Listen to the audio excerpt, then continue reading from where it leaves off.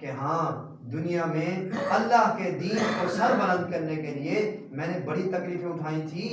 आज अल्लाह रब्बुल इज्जत ने मुझे अपना बेहिजाब दीदार अता किया। सुभान अल्लाह। अपना बेहिजाब दीदार अता किया। और आगे सुने, और वो फरमाते हैं जब अपना बेहिजाब दीदार अता किया और ये हुक्म दिया कि ऐ अहमद बिन हंबल, जन्नत के दरवाजे पर खड़े हो जाओ, आज हमने तुम्हारी हाकमियत कायम कर दी। वो दुनिया में बड़े बड़े हाकिम थे, बड़े बड़े जाबिर थे, बड़े बड़े जालिम थे जो तुझे तकलीफें देते थे। आज असल हुक्मरानी का वक्त है।